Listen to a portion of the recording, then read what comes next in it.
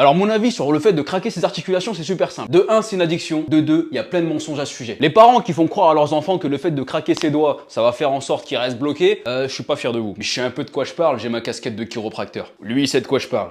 Enfin, il savait. Alors, on n'est pas dans C'est pas sorcier, je dis pas ça parce que je suis marocain. Craquer ses articulations, qu'est-ce que c'est? Cette vidéo, elle est juste pour rassurer 2-3 personnes. Dans la jonction entre vos articulations et des bulles de gaz. Quand vous faites tout simplement, c'est que vous exercez une pression sur la bulle de gaz qui l'a fait péter en fait. Et ça sur tout le corps. Surtout, ça engendre aucun souci santé, zéro. À part ceux qui se craquent le dos et qui font les 360 degrés, arrêtez de vous prendre pour des toupies Beyblade s'il vous plaît, il y a d'autres façons de le faire. Quand je parlais du fait que ce soit une addiction, et je me sens concerné moi aussi, il y a des endroits où j'ai l'habitude que ça craque, mais quand ça craque pas, je force. Quand je vous dis je force, je force. Comme tout dans la vie, quand c'est trop bon, c'est pas bon. Et ça rend addict parce que ça rend aussi impatient de ouf. Exemple, je me craque le genou. 2 secondes après, j'ai envie de le refaire. Sauf que c'est comme un mec toxique, faut du temps pour qu'il revienne. Mais il va revenir. Faut laisser le temps à la bulle de gaz de se refaire. Sauf que moi, j'ai pas le temps, moi. Moi, je veux que ça craque tout de suite. Je sais pas vous, mais moi, ça me rend fou parce qu'il y a des endroits, plus tu craques et mieux tu craques. Je veux dire, des fois, t'apprends à faire craquer des endroits que tu pensais incraquables. Par exemple, le bas intérieur du bassin, c'est vraiment un craquage que tu le sens dedans, là-bas, loin, là. On a un petit geste de... Et ça pète. Une seule articulation peut craquer à plusieurs endroits. Moi, j'ai appris à faire le haut de l'épaule et le bas de l'épaule. Pour ça, quand tu t'épaules sur moi, tu craques pour moi. Et puis faire craquer tout ça, c'est comme un câlin. Ça sert à rien, mais ça fait du bien.